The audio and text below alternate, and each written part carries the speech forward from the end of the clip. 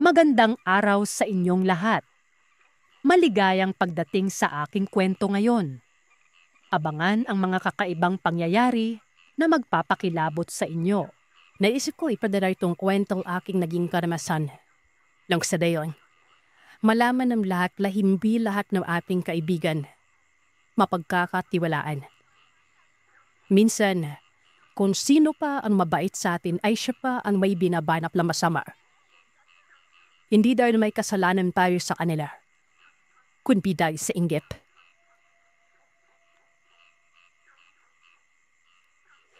Sa tagal kong namumuhay sa mundo, hindi pa ako kailanman nakakatagpo ng kakaibang mga bagay kagaya ng kababalaben. Nasanay ako sa makabagong kilos sa paniniwala na ipinaiirag sa akin ng aking inang si Stephanie. Lalo na, at kahit kailan ay hindi naman ako lumaki sa Pilipinas. Laking Canada ako at walang puwal o aswal o kahit maanong elemento sa bansang yun. Sa mura kong ibaday pawang tungkol sa paghahanap buhay at diskarte para kunita ang pilip isinisiksik ni Mami sa aking utak. Walagi naman kasi ako nakakasalamuha sa lupa ang aking pinandadalinan maliban sa mga makabagong teknolohiya. Magbago lamang ang lahat man yon. Nang kailalamin kong umuwi sa amin dahil sa isang hindi inaasahang trahedya.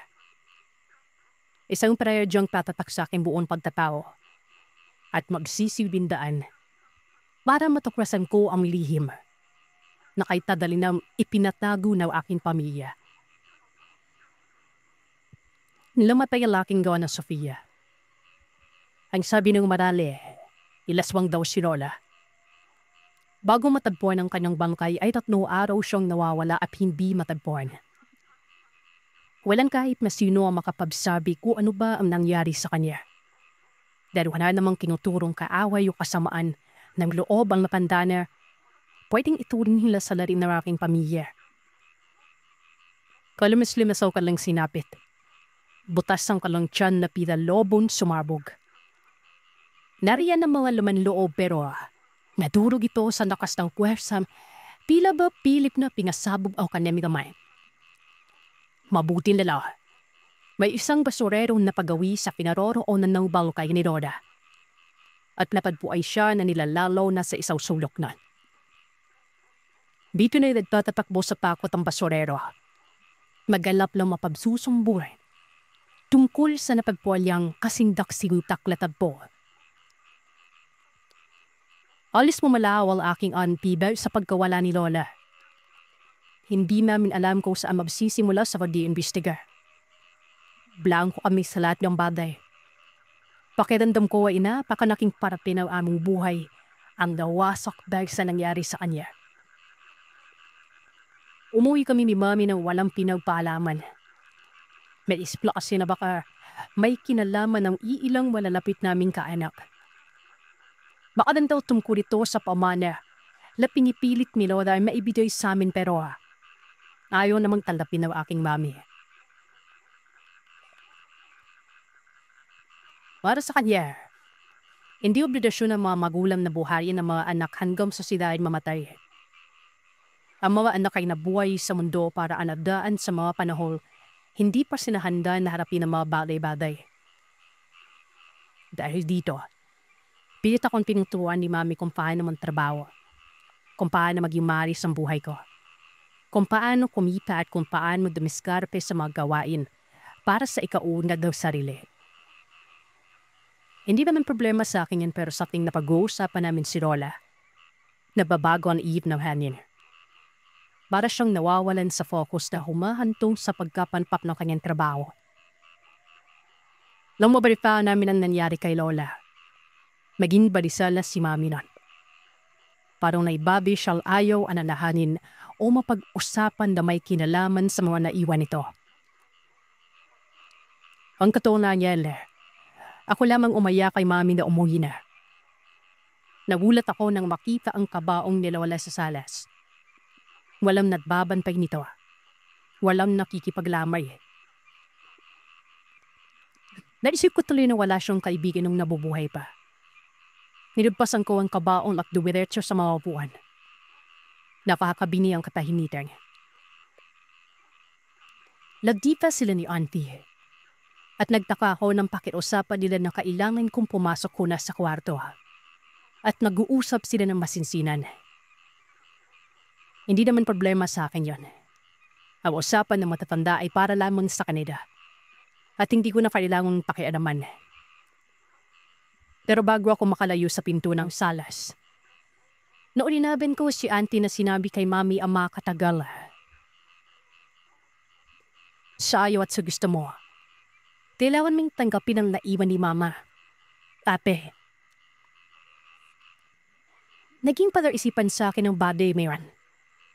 Pakiramdam ko, hindi pera o kahit na anong material o mamahaling paggamitan ang nais na ipamana ni Lola kay Mami. Mukhang may mas higit pa doon.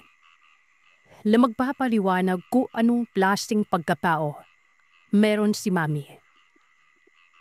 Gayon pa man, kadaya nga ng sinabi ko ay hindi ako nakialam sa kanila.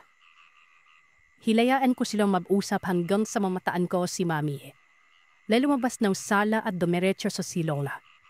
Patungo sa basement. Dati pa akong hindi nakakapunta sa basement. Ni hindi ko alam kung ano ang meron sa lugar na yan. Sabi lamang sa akin ni Auntie na makasalubong ko siya. Nasa lugar na yun umano nakanagay. Ang mga kadamitan ni Lola na dapat daw nilawhati ni Mami. Napakulot na ako at naitanong ko anong klaseng kadamitan ba ito. Nakayumang gamit ni Lola. Lagating nasa kwarto nito pero inilipat na sa basement nang pumanaw ang aking abuela. Wala akong balak na puntahan si Mami. Pero sa mga oras na yan, pinapatay ako sa kuryosidad. Hindi ko lubusang maintindihan kung bakit ilamaw ikanggipa ni Mami ang mga bagay na mula naman palaga kay Lola. O ako ang pratanungin. Mas nanaisin kong tanggapin ang mga bagay na nais niyang ipamana sa akin. May sa dayon ay maging masayaman lang si Lola sa kabilang buhay. Timigil pa ako papunta sa basement. Napadpuan ko ang bahagyang nakabukas ang pinto. Kaya alam kong may tao sa loob. Humakbang ako pababa hanggang sa makarating ako sa ibaba. May muntin lang para doon na siyang nagbibigay ng liwanag sa aking kinaroroonan.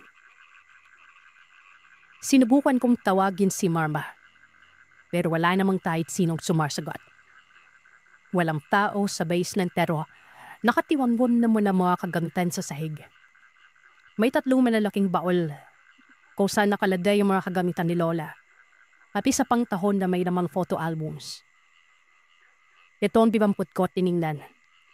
May litrato ni na Mami at Auntie kasama si Lola. At may nakasama pang isang hindi ko nakikilalang babae. Hindi ko alam kung bakit pero parang napaka-weirdo ng kanilang mga forma at itsura sa mga larawang yon.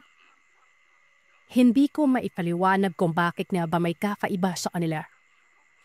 Marahil, ito ang mga litrato noong bata pa lamang sila at hindi pa gaagong hinog ang pagkahilig nila sa pagpapaganda. Mahaba ang buhok na abot hanggang bewang. Kinulang sa supply. May mahabang damit na kulay itim. Al kay Auntie naman ay yung bistiben na kulay dirty white. May medyo maputi na medyo marumi. Gusto ko sana mimisi pero napigilan ako sa kakaibang pinimilola sa harap ng litrato. Para siyang ermitanya na hindi ko maintindihan. Ang kanong suot kasi para tagayo ng samangkong ulam. Kulay itim na may halong pula. Napila isaw sa pala. May hawak na ipin na libro at isang wamping tahon na hindi ko naman alam kung ano ang laman. May katabi silang babae. Kasing edad lamang ni Lola. Tagaya nila ay mapalingbing kong tumipig pero kulay pula al sutanang suot. At may pagtakulot ang kanyang buhok na abot hanggang bewang. Sa likuran naman ng milarawan ay may mga nakasulat na katada. Sofia, Aterinda, Stephanie, at Susan. Mukhang magre-representa ito sa kanilang apat. Kinirabutan ako. Hindi ko alam kung bakit kakaiba ang presensya nila sa librado. Para silang may mga ginagampan ng tungkulin. Napaitad ako nang makarinig ng mahinang pagpikhima. At madali ako sa pagliman. At tapat-tabingi ang aking ngipin nang makita si Mommy na seryosong nakatingin sa akin. Napakamot ako ng aking ulo. Medyo napahiya ako nang makipang nahuli niya ako na pinakikialaman ng mga bagay na hindi ko dapat hinahawakan. Pero hindi kasi ako mapakali kapag inaananan na ang bawat kadanital nasa loob ng basement ay animo bahagi man ng nakaraan ng aking mga magulang. Napapalyon lumabas ako sa basement. Medpaalam ako kay Mommy pero hindi ako talagang umalis sa loob. Medtagula ako sa likuran ng isang lumang cabinet. Pinakiramdaman ko kung ano ang alanggada rin. Binuksan niya ang kahon nila sa isang tabi. Hinimas-himas ang bawat tekstura nito. At maya-maya nabulat ako nang makita may kinuha siyang itim na libro. Kung saan maral na ito binasa. Isang balyadang lingwahe ang kanan inusal. Ilang sablip lang, napaaplas ako. Umiiyak si Mommy. Pinatawag niya ang pangalan ni Lola. Maya-maya ay nagulat ako nang may nabilabasan mga insekto sa pahinaman ibro na kalang binabasala. Dito na ako kinilabutan ng gusto. Pakiwari ko ay nais akong takasan ng aking kaluluwa mula sa akin na saksilan. Nabulat malamang ako nang makipang may binakip na insekto si Mommy at isinirid sa kalambulsa. Sabay alis sa kanyang kinaroroonan. Iniwan niyang nakatiwanwal ang libro at bumalik na sa itaas nun. Nang mawala na si Mommy sa aking paningin, saka ko lumabas. Una kong nilapitan ng nakabuyangyang na libro sa sahig. Sinubukan ko itong ialak at biluklat-buklat. Nagtaka ko dahil wala man lamang akong napansing kakaiba sa libro. Ni walang insekto na gumapal mula sa mga pahina nito. Lalo pali sumakit ang ulo ko lang. Dahil sa paninilabot ay iniwan ko ang mga kadonitaw yan at lumabas ng basement. Hinagabihan ay sabay kaming naghapunan. Natatandaan ko, magana kaning sumusubo ng pagkain o nawal. Bigla na namang sumama ang pakiramdam ni Andy. Sa pulya ang bibig na magpaalam para mapunta sa kusina. Simendon ko si Andy at nabutan siyang nagsususuka sa lababo. Hindi ba siya nakunten ko? Halos umiri pa siya para lang iwabas ang ano bumabara sa along sinapupulan. Nagulat ako nang sumambulat sa kanyang paalan. Ang isang maliit na palaka. Nagsuka siya ng isang maliit at ipin na palaka nun. Dito na nagsulod-sulod ang nakakahimbik na paglabas ng nasabing mga palaka sa kanyang bibig. Sa tansya ko ay nasampol piraso ang nailabas niya sa bibig niya lagat. At halos lupasay na si Anpi sa panghihina. Humingi ako ng tulong kay Mommy pero nabigla ako dahil wala man lamang siyang ginawa. Ni hindi na pinuluman si Anpi at hinayaan lamang itong magsuka. Hanggang sa mawalan ito ng malay. Puloy, hindi ako magkanda o gagra sa paghahanap ng pulong. Hindi ko alam kung sa papano kung paraan gadamutin si Auntie. Dahil nagwala na si Mommy, nang makita niyon halos ayaw pong tumigil sa kakaiyak dahil sa akin nasaksihan. Inuutusan niya akong layuan si Auntie pero hindi niya naman sinabi kung bakit. Basta, gusto lamang niyang layuan ko ang aking biyahin. Hindi ko naman siyang magawang suwaya dahil kilala kong magalit ang aking ina. Mabuti na lang at may dumating na 2 kaanak ni na mami at auntie. Ang sabi ay mga pinsan daw ito ni Lola. Kagaya ni auntie ay kakaiba din ang itsura ng mga ito. Mukhang mga mangkukulam. Kinausap nila ang aking mami. Ipinaalam ni mami ang nangyari kay auntie. Ipinaliwanag niya sa mga kaanak naming dumating na may ginawa ang kalabang mambabarang ni Lola. Para kahit mamatay na ito, ay lumipat kina auntie ang karamdaman na binarang nito. Napayuko ako. Wala akong maintindihan sa kanilang pinag-uusapan. Pero kahit ganun pa man, nakukuha ko ang ibang detalye ng kanilang pinag-uusapan noon. Hindi inaswang si Lola. Binarang. Yun ang malinaw sa lahat ng nangyari. Ipinaliwanag sa akin ni Mami na kaya niya ako ayaw palapitin kay auntie. Dahil kapag ginawa ko yon, ay baka lumipat sa akin ang karamdaman na inilagay ng kung sino sa katawan ng tiyahin ko. Nagsagawa ang mga pinsan ni Lola ng orasyon. Sa kanila hinawakan si auntie. Inilipat nila ito sa kama at doon pinahiga. Mahindik ako nang mapagtantong dahan-dahang nanigas ang tiyan ni auntie. May maniwala man sa akin o wala.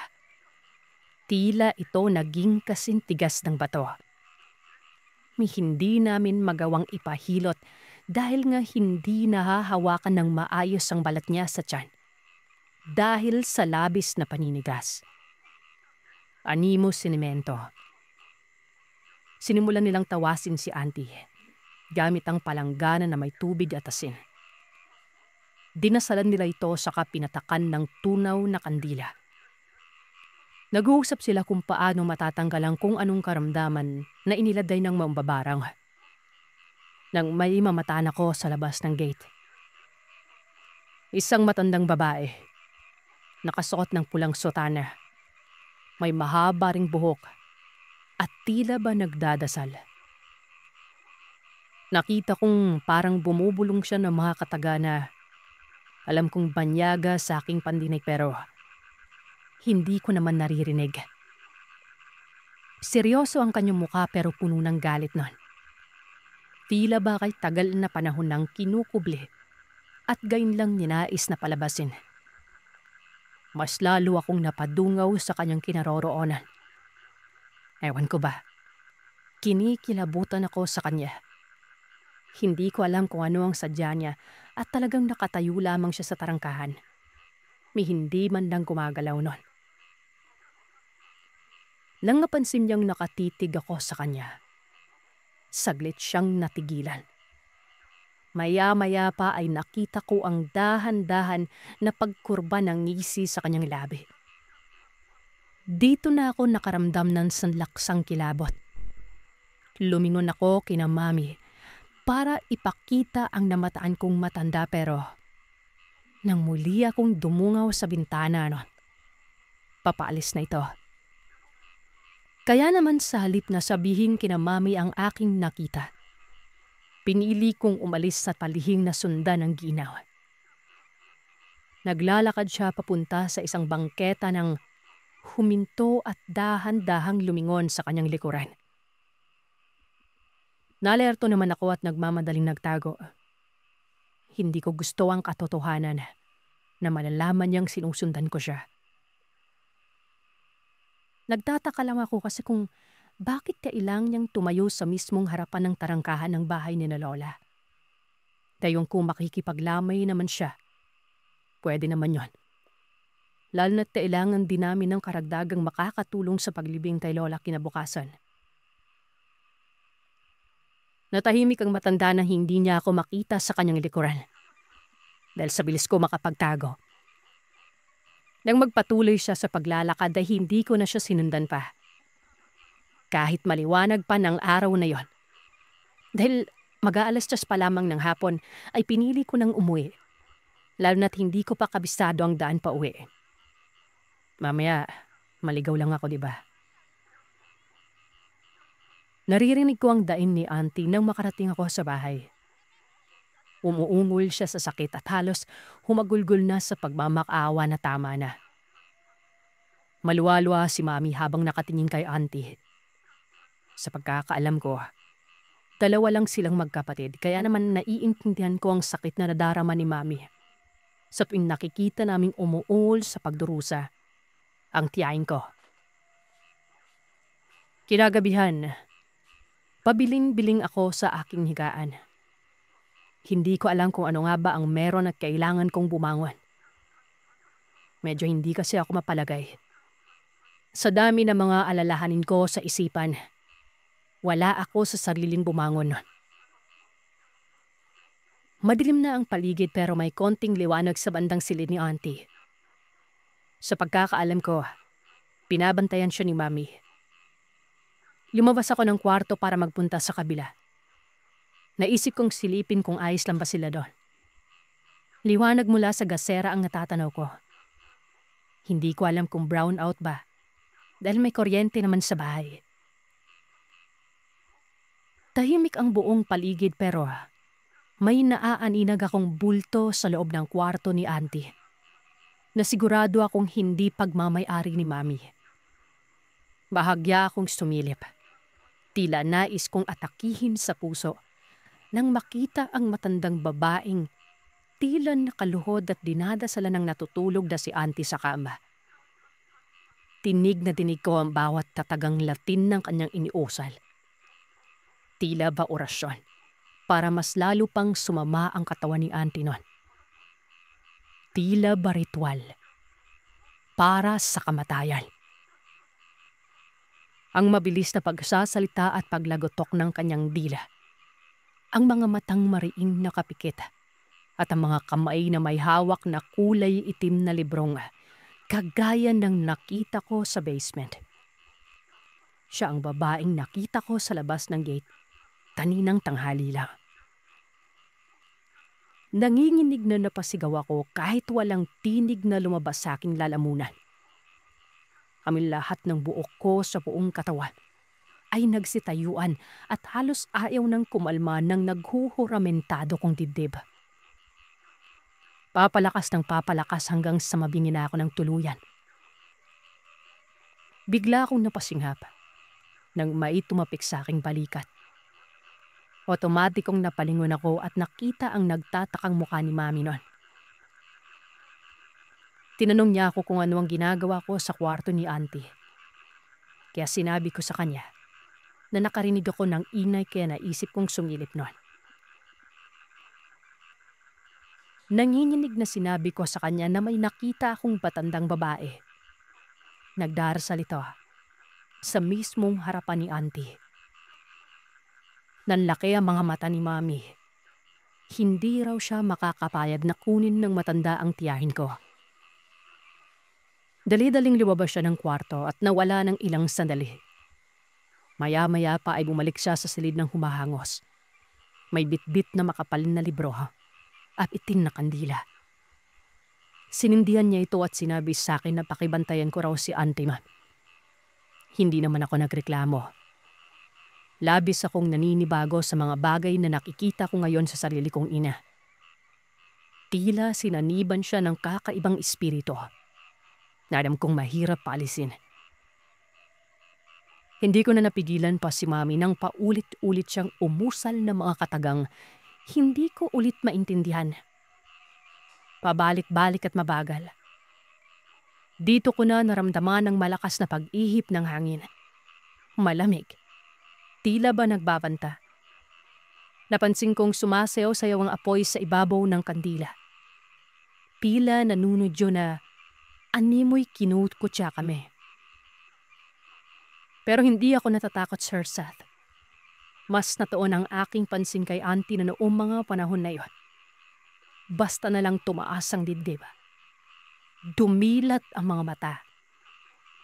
Dahan-dahang ngumisi at nag-iba ang kulay ng mga mata niya. Nabagan ako na. Lipsalita si Auntie pero hindi ito ang kanyang boses. Iba ang naririnig ko mula sa kanya. Boses na isang matandang babae. Mas lalo akong nanilabot nang makitam nagbukas sara na ang mga bintana na animoy pinaglalaruan. Ang mga kurtinan sumasayaw-sayaw at hindi na hinahayaang kumalma pa. Ang mga kabinet, maging ang salamin ay nagsidalawan na binaanimori may kung sinong nakahawak sa kanila. The side of the cross ako, pero nanvisik ang mga mata ni Mamunan. Magdaw akong magdarasal at baka humina ang kapangyarihan niya. Para wag ako masyadong matakot ay pinili kong suniksik sa sulok habang pinagmamasdan sila Lord. Sinisinghadan ni Mami ang kung sino mang sumalib sa katawan ni Andy. Sinabi niya na bakit hindi pa ito makontento at pati ang aking tiya ay pinupunpirian niya. Maninilig ang boses mula sa bibig ni Andy nang nagsalita. Anya, hindi niya ginastong idamay si Andy sa dalit niya pero nais niyang makadanpe sa lahat ng taon kumanpi sa kanya. Nais niyang gampiyan ang aking lola na walang ibang ginawa na kundi sakpan ng pamilya niya. Silaburian ni Mami ng lamis ang katawan ni Auntie. Umatunwal si Auntie at nagsisisigaw na animoy na papaso. Galip na beritsiyang humarap sa aking ina pero hindi man lamang kababakasan ng takot noon si Mami. Pinamamya ko mano ang talalam sumanig kay Auntie. Hindi ko alam kung matatawa ako matatakot na marinig ang palalang. Evelyn ba? Ito kasi ang nabasa ko sa lipratong nakita ko sa basement. Kaya malamang, magkakilala silang dalawa. Masama may connection lang na sabing matanda sa pag-ialaming, di ba? Idunat sa lipas si Mami nang warinig ang sinabi ni Erlinda. Napapaisip ako kung anong klaseng paghihiganti ba ang nais niya sa amunan. Sa pono kasi ng pananalita ni Erlinda, ay galit na galit siya at hindi maipaliwanag ang pensyon sa buong paligid dahil sa kanyang tadlay na aura. May kakaibang kaba na lumukob sa buong katauhan ni Mami. Bakas na bakas ito sa kanyang muka. Mamamatay kayong lahat. Isasama ko kayo sa hukay ng aking asawa. Pagbabayaran ninyo ang lahat ng ginawa niyo sa amin. Danggagalit na wika ni Erlid Benala sa katawan ni Arnby. Bakas sa mukha niyang paghihirap. Agat-bak ng pause ng aking piyahin at naninipim ng kanyang iabinon. Mas lalo pa akong natakot na nakitang dahan-dahan na lumobon siya ni Arnby. Sa pagkakataon yun, halos mahimapay na ako sa labis na takot. Kahit kalalaki kong tao, nagimbal ako sa aking mga nakita. Makailang beses na hunina ng malalim si Auntie. Sa walang babalang umere.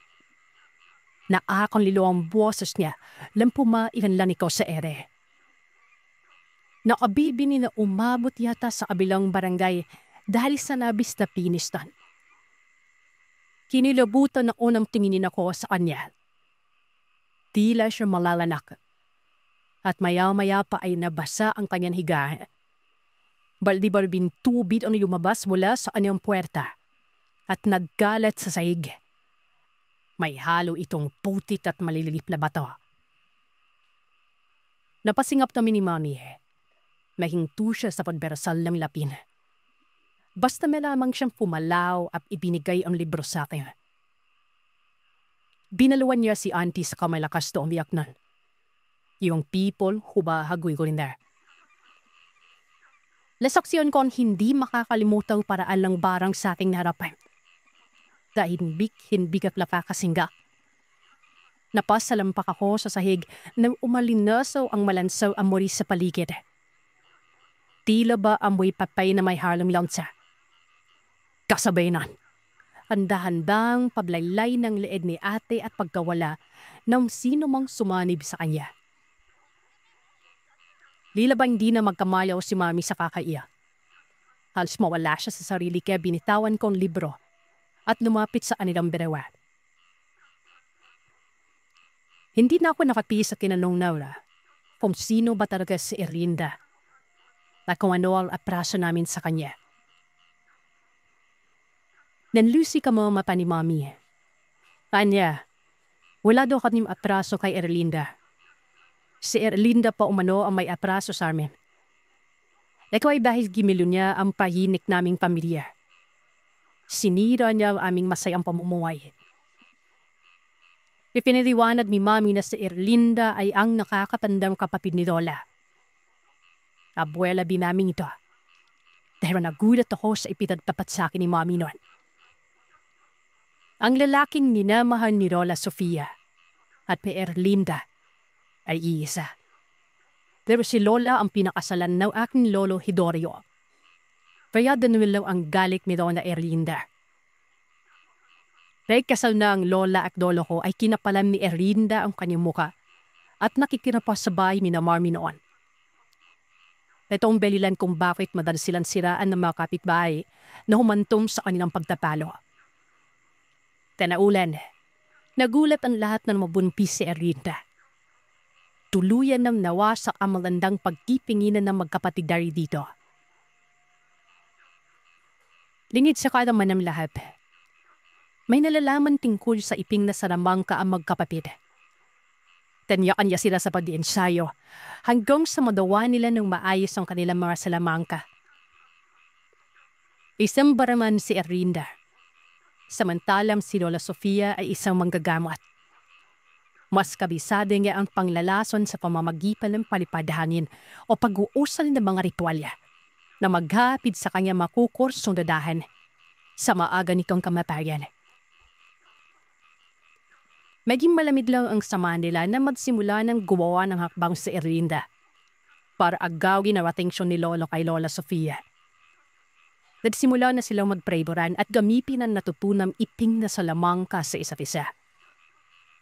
Ito ang dahilan kung bakit nagpakamatay ang aking abuelo na pinagtakpan lang nila.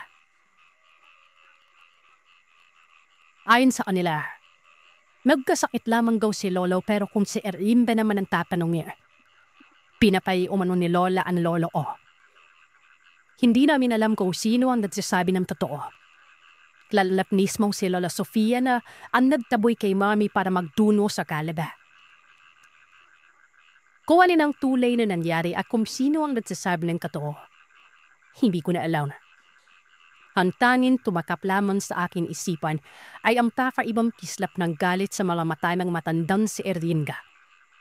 Nang masulyafan ko siya sa parangkahan, malinaw na may lihipiming galit siyang nadarama sa aking pamilya. Naawan na patingin ako sa pumana kong tiyahin. May pakiramdam akong hindi sa kanya magtatapos ang kabuluhan nito. Sa tingin ko, may mangyayari pang hindi maganda. Lalo na, at wala naman talagang nangyaring makinding labanan sa pagitan ng Mami at ng matanda. Maalipas ang ilaw araw, dapat po siya na namin ipalibing si Auntie. Halos ayaw lang layuan ni Mami ang kabaong ng aking yumaong tiyahin. Nagmakaawa siya na huwag itong ipalibing. Hindi niya kayang mawaglit sa kanyang palingin. Ang nag-iisang kapatid. Wala naman kaming magagawa kundi suwayin ang pakiusap niya. Tumatakbo ang oras at darating ang araw na magsasawa din ang nakikipaglamay sa pagbabalik-balik sa aming bahay para lang samahan sa pakikiramay ang aming pamilya. Sabay din silang iniriding ni Lola. Kahit na ang sabi ng mga kakilala namin ay hindi yun magandang gawain. Isang masamang pamahiin ang kwentong ibabahagi ko. Simula ang lahat ng sinasama ko palagi ng lolo ko. Taitago na lamang natin sa pangalan ng Lolo Ismael. Ang ipad ko noon kung hindi ako nagkakamali. Nasa 12 taong gulang. At unang mga taon ito ng dekada 80. Sa liblib na lugar ng Cabis. Sa may Negros Occidental. Albularyo ang lolo ko. Isang magaling na albularyo. Nakarating kami doon ng lolo ko sa Bantayan, si Santa Fe, at sa Madre de Dios. Ang tatlong lugar na ito ay nasa isang isla lamang na sakop ng Cebu. Hindi ko alam ang sadya ng lolo ko pero nakitipa ko ang mga ginagawa niya doon. Ang isip ko pa kasi noon ay puro laro lamang at masarap na pagkain. Pero sa likod ng lahat ng yun, may mga alam na ako patungkol sa pagkatao talaga ni Lolo. Madin niya mga kabagitan niya. Gawa ng ipinaliwanag niya naman sa akin yun. Maliban na lamang sa masiselang gawain na hindi ko pa dapat matutunan sa mga sandali yun. Dahil nga delikado pa mga ito. Ang mga ginagawa ng lolo ko sa isla noon, naglilibot na. Tapos kung sino-sino ang mga nakakasanamuha na parang kapwa mga albularyo. Nung makaraping kami sa Santa Fe, may kinausap siya. Mga matatandong babae. Dalawa yun. Tapos nagkukulong sila sa silid ng halos 2 oras. Ako naman ay bagot na bagot sa kakaantay sa labas. Napaghihinalaan ko pa nga na baka nang bababae si Lolo. Sabi ko nakakadiri siya gawa ng matanda na eh. Tapos nababae pa. Ikaw ba naman diba? Nakita pong nagkulong sa silid. Ano kayang gagawin nun? Magdadasal. Pero kutas lamang ang inabot ko nun. Malabo umano ang naiisip ko. May mga pinaghahandaan lamang umana siya nun. Nung umuwi na ako, laging abala si Lolo Ismael. Nasa likod lagi ng bahay at may kung ano-anong ginagawa na hindi ko naman maintindihan. Parang baliw. Basta nagpapausok ito noon sa kanyang mga kalamitan sa panggagamot. Pero ang tumatak palada sa isipan ko ay ang kanyang bolo na nakatarak sa lupa. Binubudburan niya ng abo at kung ano-ano pa yon. Pinapausukan niya rin ito. Tapos ay nilalagyan ng lana at dugo ng manok. Na pala, ang bahay ni Lolo, nakabikit lamang sa mismong bahay namin. Pahapa o bungalow type na magkakarugtong. Gawa sa baliktarang kawayan o kulubhayang nakalayan ng dingding. Tapos ang bandan ibaba, semento na. Yung bubong ay nipa naman o pawid. Balik ko sila namang namamagitan. Isang pasilyo na pahaba at ito ang naghihiwalay sa bahay namin at bahay ni Lolo. 2 kaming magkapatid. Maliit pa lamang ang kapatid ko. Nasa 3 taong gulang nun. Ang mga magulang ko naman ay hinahayaan lamang ako na sumama kay Lolo. Dahil nga bakasyon naman. Tsaka alam ko na binagusto nilang matuto ako sa mga kung anong pinagkakaabalan ng lolo ko sa araw-araw. Sa makatwid, lakaakba ko na magmana lang kung anumang abilibad may lolo nun. Ang kabuang postura naman ng lugar, mabahay. Ang mga kapitbahay namin, malapit na mga kaanak lamang din. Parang compound kumaga. Compound na nasa liblib banda. Hindi ko talaga alam noon ang mga ginagawa ni Lolo. Pero nagkakaroon ako ng interes. Nakakapanibago siya. Diin ko palang nakikita ang Lolo na sobrang seryoso na mukha. Samantalang lagi naman akong nakanisi at komedyante. Hanggang sa kinulit ko na palada si Lolo Ismael. Lalo na yung madalas na siyang nasa silib niya. Nakaharap ito sa altar.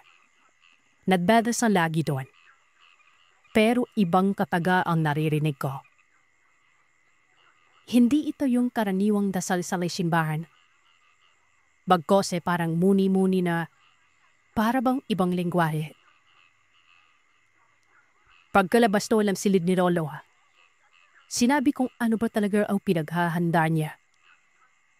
Sabi niya naman sa akin, gusto ko daw ba sumama? May pupuntahan naman na siya. May re-resolbahin lamang na problema. Pero dapat naman ay huwag ako mangulip at matakot nun. Ano ba talaga yan, Lo? Lagi mo nga akong sinasama pero nagmumukha naman ako walang anam. Ayaw mo ipariwanag. Takesyo bata pa ako. Na kesyo delikado. Delikado daw. Nakakamatay ba yan? Ikaw na talaga yung apo na hinaanap ko, Banjo. Tama lang. Mapagkakatiwalaan naman kita, di ba? Ayon kay Lolo, may lumapit umano sa kanya. Humihingi ng tulong. Ginagambala ang pamilya nila ng hindi matukoy-tukoy na nilalang. Tinintahan niya umano, kaso hindi niya kaya ang naroroon. Kaya kinakailangan niyang magpalakas. At ito ang dahilan kung bakit nakaraping kami sa may isla. Nagpapalakas umano siya ng karga sa katawan. Hindi na mababari. Maligno umano ang gumagambala. O naaalala ko umano yung dalawang matanda na pumunta dito noong may klase pa ako. Yun ang humihingi ng tulong. Bahagya akong binagabag. Nadawit na kasi ang katadang maligno. Nasabi po naman sa akin ng lolo ang mga itsura ng mga ito. Pangit, nakakakilabot. Ayun na ba? Ito yung lumalabas tuwing dapit hapon, lalo na kapag umaambon. Bagamat nadadalaw ng isip pero hindi ako natakot. Gusto ko talagang matunghayan kung totoo ba talaga ang mga nilalang na kinikwento sa akin ni Lolo. Ang buong akala ko. Sa susunod na araw pa kami aalis pero pagsapit ng gabi ay nakita ko na buusap si Lolo Ismael at ang tatay kong itago manamang natin sa pala ng andong.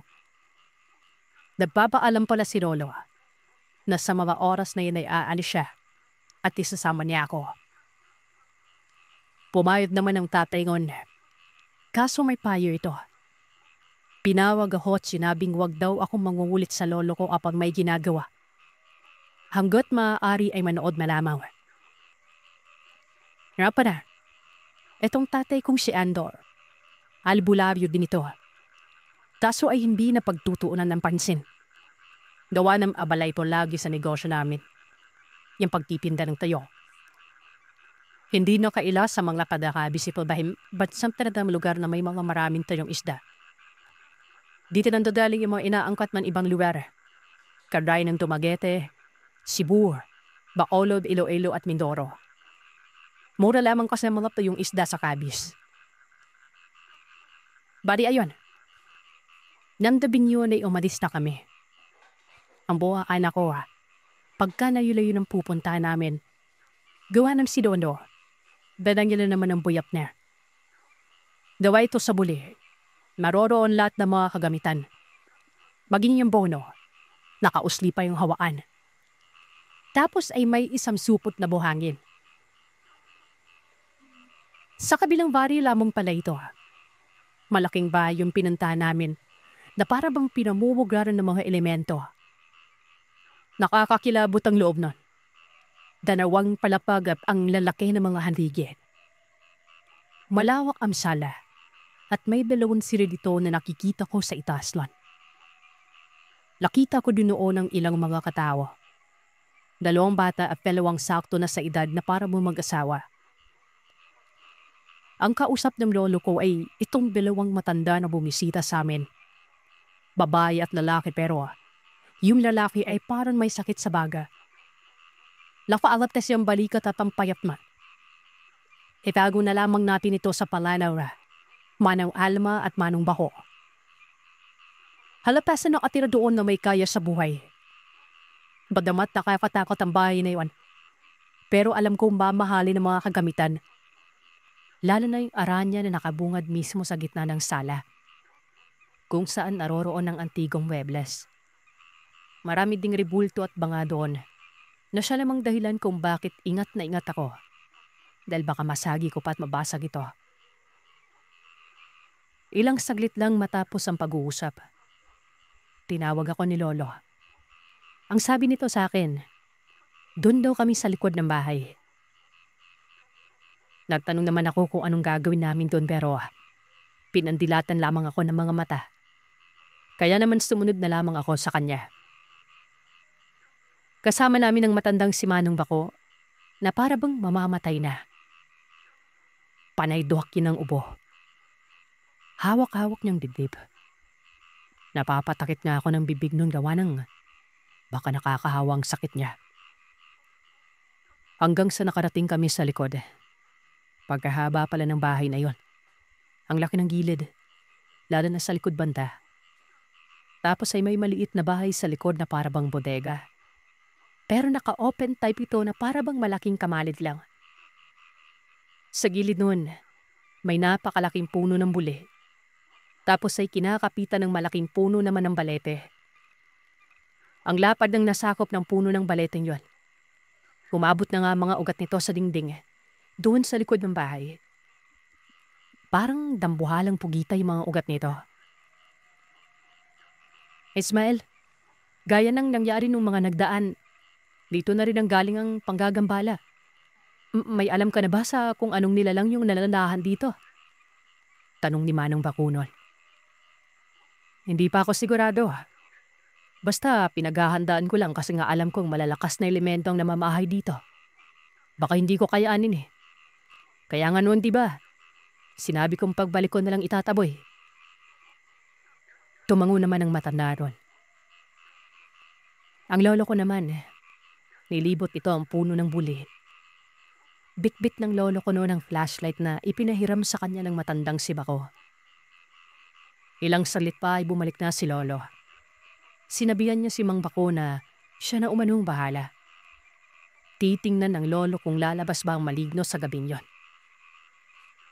Pagkatapos noon ay kinausap ako ni lolo na doon muna umano kami matutulog. Kung nakikita ko man ay ang papag ay ilagay ko umano yung mga gamit ko doon. At kung gusto ko magpahinga na dahil may gagawin pa umano siya. Umalis na noon ang matandang si Bako. Kami na lamang ng lolo ko sa likod. Wala namang problema sa akin ang mga sinabi ng lolo. Tsaka maayos naman ang papag doon. Bali, katre yun na pingutulan ata ng paa gawa ng halos sumalik na ito sa lupa. Basta malapad yon. Nasa bandang kanan ito ng bahay sa likod. Tapos sa kabilang banda, doon naman ang malaking buli. Nilagay ko ang mga kagamitan ng lolo. At dahil sa may mga alikabok ay tinagpas ko pa ng tela ang katre na yon. Nakita ko ang lolo na sumisiga, malapit sa puno. Nanonood lamang ako sa kanya hanggang sa lumapit ito sa akin at sinabi niyang kung ano umano ang makikita ko. Huwag daw akong matatakot. Manood lamang umano ako hanggat maaari noon. Medyo kinabahan ako noon kasi nga napakaseryoso ng mukha ni lolo na para bang may matutunghayan talaga akong kakaiba. May ilaw naman doon sa likod. Bumbilya lamang ito na wari ko pa kalaladay lang. Kasi nga, bago pa ang mga wire nito. Nakatapat mismo yon sa kung saan naroroon ang papag na ito. Ang katabi naman ng papag na yon, mga lumang kagamitan. Halo-halo. May bisikleta. May mga parte ng sasakyan. May mga gamit ng hardinero at iba pang kasangkapan doon na sobrang luma na. Para pang may ahas doon Ilang saglit pa ay bumalik yung matandang si Bako.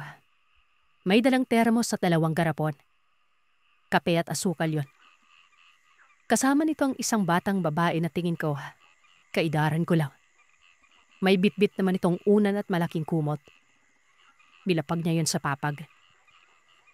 Sabi ni Mang Bako, gamitin daw namin yon at kung gustong mangape lamang umano. At kung may kinakailangan pa, ay tawagin lamang umano sila sa loob nun. Pagkaalis ng bata, nakita kong lumapit si Mang Bako kay lolo. Nag-usap sila hanggang sa nakita kong may iniabot na pera yung matandang yon.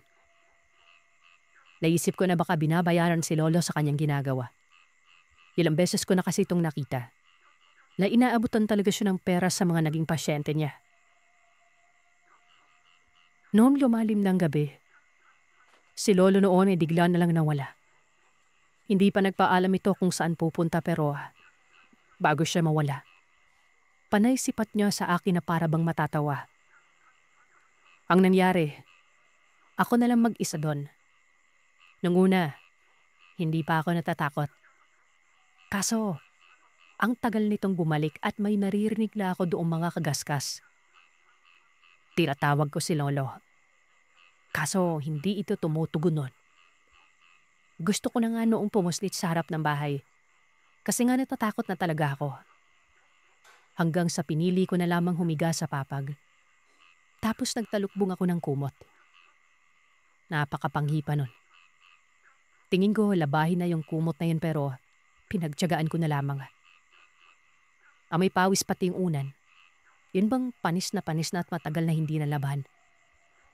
Mayaman pa naman yung mga nakatira pero mga damak kong tawagin. Yung mga tunog na naririnig ko, kasama na rin ang kakaibang tinig. Para bang humahagikik na tao. Kaya nga panay bangon ako at baka may tao sa paligid pero wala naman akong nakikita nun. May mga kalabog pa ng bato na parang binato ang tugkaran ko. Kasabay naman noon ang tinig na parang galit na aso. Tapos ay hagikik ulit.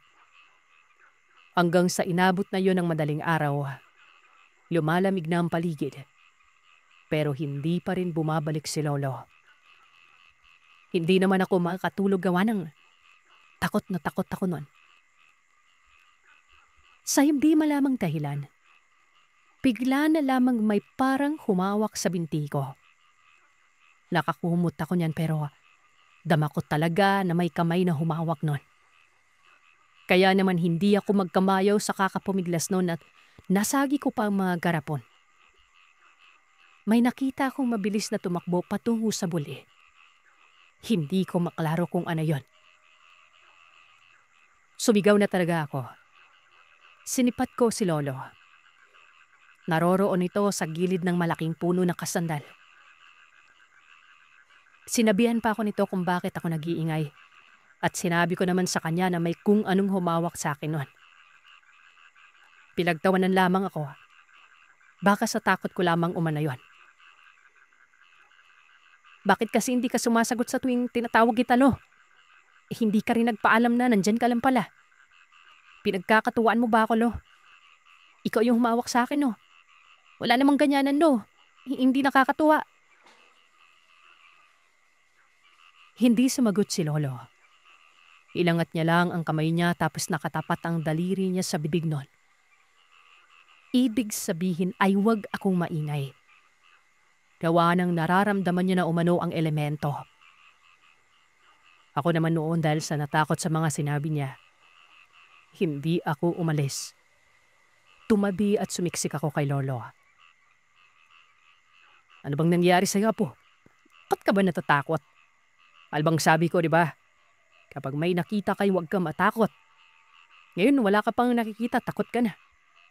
Bumalik ka dun sa papag. Maanak ka talaga sa tatay mo. Wala akong nagawa noon kung hindi yan bumalik na lang. Basta, hindi na ako natulog nun. Nagkape na lamang ako. Kinaumagahan ay doon pa ako nakatulog. Alam ko na kasing wala nang dapat katakutan dahil may araw na. Pero malakas talaga ang kutob ko na pinagkakatuwaan ako ni Lolo nun. Akala ko nun, pagkagising ko ay uuwi kami kaso hindi pa. Ayon kay Lolo, aabutin kami ng 2 hanggang 3 araw doon. E di yun, nagreklamo na ako. Na kung maaari ay doon na lamang ako sa loob ng bahay. Pumayag si Lolo. Maging yung may-ari. Kapag gusto ko daw sa loob ay walang problema. Doon may lamang umano ako sa Muebles. Para akong baliw doon. Hindi ko alam ang gagawin ko. Lalo na't si Lolo ay hindi naman ako kinakausap. Abala siya sa likod. Minsan yung mga alis pa ito. Pumapasok sa gubat. Gubat na kasi yung isang distansya mula sa may likod. Walang kabahay-bahay doon. Yung mga tao pa sa bahay ang tatahimik na para bang may mga sariling mga mundo. Ulti mong yung mga baka doon nakaidaran ko lang. Hindi lumalabas ng silid nila. Nakikita kong parang takot lumabas yung mga yon. Pagsapit ng hapon, nag-aagaw ang liwanag at biting. Nagtungo ako sa likod. Nakita ko si Lolo na dumating. Binadburan niya ng buhangin at abo ang likod ng bahay. Ang buhangin sa naaalala ko ay nakuha na ito ng pamuslik kami sa isang isla. Hindi ko alam noon una kung bakit siya kumukuha ng buhangin. Pilabitlik na pa sa akin na parabang gagawa ang Lolo ng aquarium. Yun pala. Pangontra pala ito. Doon lamang niya ipinaalam sa akin noong gamitin niya na sa mismong lugar na yun. Para sa kaalaman ng lahat, lemang yupa kasi sa grupo at al naroroon at naaasiwa umano ito sa buhangin na galing sa dagat, lalo-lalo na kapag hinaluan ng abo. Ito yung pangontar sa mga namang yupa sa mga liblib na lugar. Pero kapag nasa dagat banda umano, ibang pamamaraan naman yon. Pero para sa akin, pausok at tawas na padalasang ginagamit sa pangkalahatang pangontra. Kahit saan, pwedeng gamitin. Matapos ni malagyan ng abo at buhangin, bigla na lang uwalog ang mga sanga ng balete. Sabi ng Lolo, ang lamang lupa o mano ay nagagalit. Maaaring magpakita ang mga ito lalo pat sa puntong yon, oras na talaga ng pagpapakita nila dahil katipsilim na. Halong pananabik at pagkatakot ang nararamdaman ko. Hanggang sa ilang sadlit pa, nakarimig ako ng mahilang paghanwas. Napahinto ako sa dinagawa ko. Nagpitimpla kasi ako ng kape noon para kay Lolo. Pagsipat ko kay Lolo Ismael, nakayo ko ito. Pero ang mga mata niya, nakabaling sa itaas ng buli. Dahil sa nataroon ako ng kuryosidad noon, kaya naman napatipig din ako sa itaas. Napatidil ako saglit sa pag-inasherset dahil may nakita akong ubod na pangit na mga nidalaw. Dalawa yun, nakapatong sa malaking sanga ng balepe. Napakahaba ng mga kamay. Yung mukha ay ang iipim na parabang orangutan. Kumabig ng dahan-dahan patungo sa akin si Lolo. At noong ilang distansya na siya, ay nagsabi iting kumuha daw ako ng mga tangkay. Pinanong ko siya kung anong gagawin namin nun. Akala ko, hindi dyan nakatira yung maligno. Akala ko dun sa malaking bato sa gubat. Kasi na, malakas din ang presensya ng damang lupa dali. Itataboy natin yan, Apo. Pauusukan natin ang puno ng buli. Dali mo, hanggat man dyan pa sila. Walang ano-anong kumuha agad ako ng tangkay. May ilang panggatong naman doon sa likod kaya isinama ko na binamala ito. Maging yung mga piraso ng kawi na nakatambakban. Takot na takot pa nga ako gawa na baka lumundag o malandi rin ang pababa. Pero ayon kay Lolo, hindi umano mangyayari yun dahil malagyan niya na ng palon parang paligid. Pingin niya ay sapot na ang karga niya sa katawan para itabor yung mga ito. Dagdag pa niya, mamasutil na agdaw manoon na nanahan doon sa puno. Dito yung klase ng agda na lumilipot-lipot ng tirahan. Lapikira pa lamang umano ng dalawang yan doon. Tapos tanggagambala para palayasin ng mga nakatira sa malaking bahay. Nagpausok lang Lolo. At parang may lindon noon kasi nga umaalog talaga ang balete.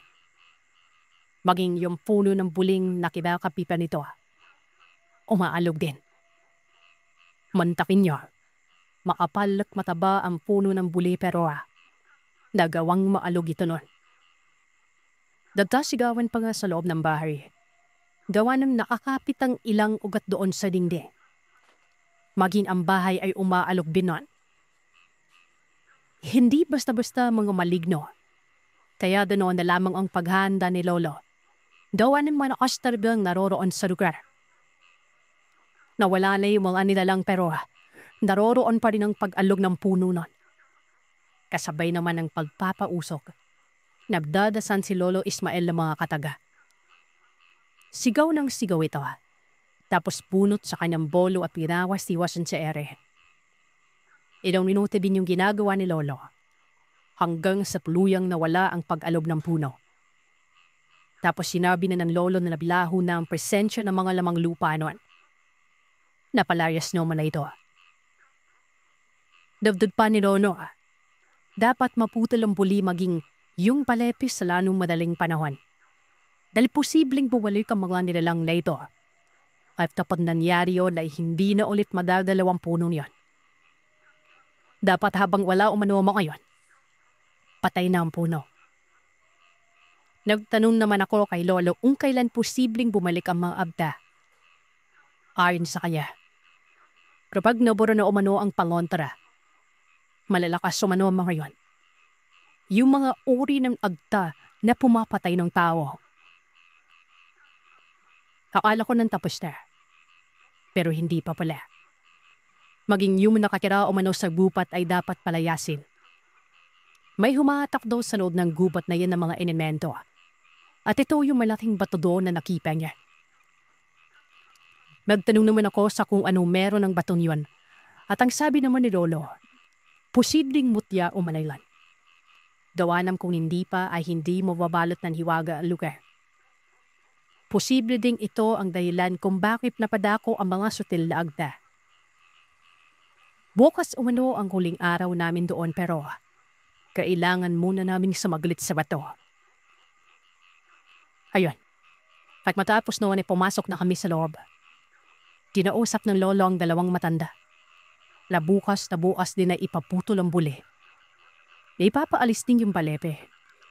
Sinugin hanggang sa maaboy ito. Kumayad naman ang dalawang matanda. Langgabin yun. Matapos makapaghapunan, tinanta ng lolo ang loob ng gubat. Sabi ko pa sa kanya ay sasama ako. Gawa ng gusto kong makita ang bato. Pero hindi pumayag si Lolo. Bagkos ay matulog na lamang umano ako ng maaga. Gawa ng bukas na lamang daw ng umaga ako isasama. Wala naman ako magawa noon kung hindi ako sumunod na lamang sa kanya. Doon ako sa loob ng bahay natulog. Hindi na sa labas. Natatakot kasi ako na baka pagkatuwaan ulit nun. Kumbaga, matakot na mga nilalaw. Akala ko, safe ako sa loob no. Pero hindi pala. Dahil kung gaano ka nakakakilabot ang karanasan sa labas, ganun din sa loob. Akala ko, bukas ang ilaw buong magdamag. Habang nasa muebles ako noon at tagaantay ng antukin. Pinapay ng matandang sibako ang ilaw. Hindi naman ako nakareklamo. Nakakaya. Isipin niyo, malawak ang salan yon at ako lang ang napitulog. Tapos may ano-ano pang mga antigong rebuito na para bang malabuhay. Hindi ako nakatadalgan. Kaya naman binitbit ko ang kumot at ulan at doon ako sa likod matutulog. Mabuti doon. Kahit nakadunaw ang kababalagan, may ilaw naman. Pero ayun, napadalipin ako ng lolo. Gawa nang baka nakadistorbo ako sa bahay. Kumalampag sa pintuan ng lumabas ako. Sabi ko naman kay lolo, hindi ko pinakaya sa loob. Mas mukhang may nakatira pang elemento doon kesa sa labas. Ayun, di nga ako natulog. Gilising na lamang ako noon ng lolo madaling araw na at sinama niya na ako doon sa loob ng gubat. Nakita ko yung malaking bato. Parang sinlaki ng bahay ang batong yan. As in nakakakilabropin yan.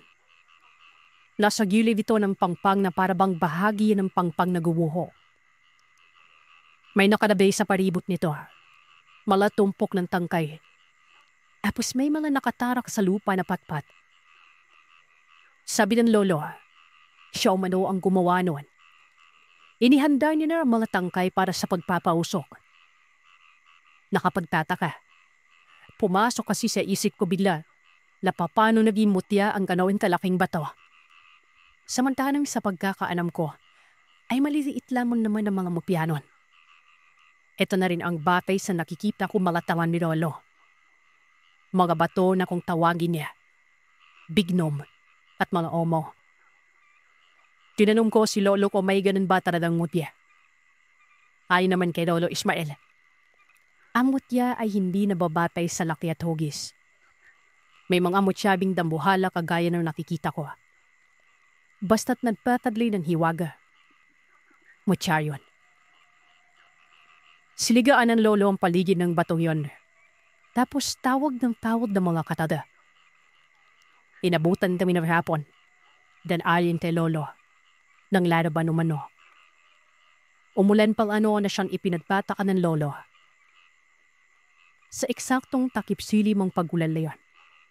Taya na ba nabahala si lolo dahil nagsima tayo ng siniga niya. Tapos ang ganitong pagulan sa hapon, sobrang lalakas daw ng mga nilalaw. Hanggang sa walang ano-ano. Mahinad pa kita. Malinaw sa mga mata ko. May liwanag pa. Babae ito. Babaeng ubod ng ganda at puti. Napamura ang lolo dad, sabi niya. Dapat ay hindi na nalang ikinabuhi pa. Dahil biwata o mano ang nakatira. Nakatayo lamang ito sa ibabaw ng bato at ang sabi ng lolo, umalis na kami dun sa lugar. Walang lingon-lingon ako noon habang tumatakbo. Lang makarating kami sa bahay, bagsak ng malaking buli. Nagpaalam na kagad si lolo na uuwi na kagad kami nga. Hindi ko alam kung bakit nababahala talaga siya sa babaeng diwata. Hanggang sa noong makarating kami sa bahay, ang sabi niya sa akin, hindi daw biro kapag diwata ang kinakalaban. Ipinagdadasal niyo na lang na hindi mangbabati ito dahil sa oras na bumati ang diwata, wala umanang lunas ang sakit nun. Lulipas sa maraming araw pero wala namang nangyari. Kaya ilisik ni lolo na hindi na manghahamak yung diwata. Marahil, naiintindihan niya ang sitwasyon. Noong nagtaing-teres na perbe ako sa panggagamot, tinuro na ni lolo lahat sa akin nun. Basta daw, huwag kong ipagsabi sa iba ang natutunan ko. Madalas kasi ang biyula ng kabataan at dapat maging malawak na ako mag-isip. Huwag umano yung puro laro lang. Ibang usapan na yun kapag tarunungan. Habang tinuturuan ako ng lolo, siyempre, hindi ako nakakaligtas sa mga kakulipan niya. Naroroon pa rin yung kinatakot niya ako. Alam niyo, Sir Seth, kung prebi ko lang saktan si lolo noon, sinaktan ko ni talaga. Isipin niyo, pinapunta ba naman ako sa isang lugar, sa bandang sanday, sa liblib na lugar kung saan makakakita daw ako ng mopya. Ito umano ang magiging unang gamit ko nun. Hindi siya pwedeng sumama gawa ng ako lang umano dapat gawa ng subok daw yun ng katatagan. Nasa 17 taong gulang ako nun. Kakatapos ko lang ng sekundarya at bakasyon. Dinetalya ng lolo ko ang eksaktong lugar pero hindi ko pwedeng banggipin dito. Baka kasi pagka-interesan ng lugar na yun. Para akong sindalong komplikado sa rekades na mga panahon na yun. Mumiyaya ako ng habal. Hindi naman gaano kalayo kasi nga, bukid ng Sagay at bukid ng Kabis. Magkakaugnay lang. Hapon yun nang makarating ako at ang nasabing lugar, pangpang ito. At ang kukunin ko umano ay pusig ng gubat. Nasa isang puno ito sa tabi ng pangpang nakadikit. Mutya ng gubat umalayon. Hinanap ko ang sinasabi niyang puno. Lawaan ito na ubod ng laki at nasa gitna ng puno nakadikit ang mopya. Matatanaw ko daw itong mula sa baba. Gawa ng makinam yun. Nakita ko yun. Oo, nasa itaas nga ng puno ng lawaan. Pero ubod ng laki na. Sa isip-isip ko nun, ang hirap akipin. Naganap ako ng paraan. May mga abaka naman doon. Kaya gumawa ako ng yubid. Mga 3 dipa ata yung nabuo ko nun. Pinalibot ko ito sa puno sa tali naman sa bewang ko. Sa mga lokal na tadabukid ay anamira ito. Iang naplamon ang yubid. Tapos hinihigpitan ko naman ito gamit ng pagtulak ng paa. hanggang sa unti-unting uusad patungo sa may itaas. Hanggang sa makaraping talaga ako sa gitna ng puno. Paglingon ko sa baba. Nakakalula. Ang tayog na kasi ng naraping ko. Nakita ko na noon ang sinasabing mopia ni Lolo. Ang gilid nito, bahay ng malalaking pokyutan, Sir Seth. Ito ang uri ng pokyutan na magalaw lang ng konti. Isang katutak ang atakisero. Labapamura ko nun. Gawa ng hindi ko na malayo na nasagi ko na ito. Mabutik hindi na bulabog. Wala man ang pag-abiso si Lolo. Dapat pala, medbala ko ng tangkay para pausukan yon. Pero naroroon ang nakapagtataka dyan. Hindi naman makikita sa baba ang bahay ng mga bubuyog. Basta, bigla na nagkaroon. Yung nakadikit sa pudo. Batong itim na hindi ko mawari kung anong hugis. Batong itim pero makinam ng konti. Silimulan ko ng kalikuti nito gamit ang itak. Nalablaw yon. Sinubukan ko nitong saluhin pero nadulas ako at tuluyan kong nadambala ang mga bubuyog. Hindi ako magtamayo noon sa kakapumidlas. Napakarami ng umatawe sa akin. Hindi naman pwedeng magmadali ako sa pagbaba, gawa na ang hirap at kapag nagkamali ako, ikakamatay ko yung paglablag ko doon. Tiniis ko talaga yan, Sir Seth. Unti-unti akong bumababa, habang unti-unti naman akong pinapapak ng malabubuyog na ito. Parang sinisilaban ang katawan ko. Napakainip ng bawat arma. Hanggang sa makaraping ako sa baba at sumuksok ako sa dambo. Doon sila nawala. Mura ako ng mura na parabang hindi ko na maramdaman ng kamay at mukha ko. Napakainit. Ilang salit pa ay nakita ko yung bato. Nasa gilid lamang ito. Lumabas ako sa damom yon. Akma ko na sanang ilalado ito sa may sisiblen. Lang bigla namang may kung anong kumakadaskas sa may bandang takahuyan.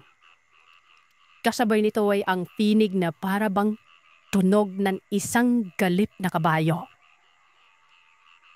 Hanggang sa walang ano-ano. Nakaipa ko ng malaking imahe. Anino lamang ito. Pero napakalaki nun. Papalapit sa akin. Sakto pandapit hapon. Kaya alam kong elemento ito. Umaripas ako ng takbo. Paglingon ko sa likod. Sumusunod ang nilalam na yon. Hilbina o magtanda o gaga. Hindi ko alam kung anong nilalang ito pero tingin ko may gagawin yung hindi maganda.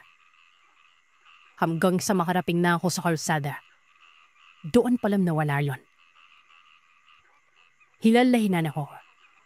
Halos himatarin ako sa mapinding pagkapagod. Matapos makapabrahin na, kagad ako naganap ng haba nun. Yung naghatid din sa akin ang nakita ko at gulat na gulat pa ito dahil para umano akong sinabuyan ng mainit na tubig. Namumulat na mamaga pa. Sabi ko naman sa kanya, sinong hindi kung isang batalyon ng bubuyog ang kakagat sa'yo, di ba? Nang makarating ako sa amin, bumungad ka agad ang lolo. Para bang baliwala lamang ang kalagayan kong ganon. Kinamusta pa ako tinapik sa balikat. Tinanong nito kung nakuha ko na daw ba. Sabi ko, pero may mga bubuyog nga. Tumawa ng tumawa si lolo. Marami na daw nagtangka na kunin ng mutya doon pero hindi nila sinubukan dahil sa napakasilyado umano ng bantay. Yung bubuyog umano ay hindi normal na bubuyog lon. Sabi ko na nga ba, gawa nang bigla na lang lumitaw yun eh.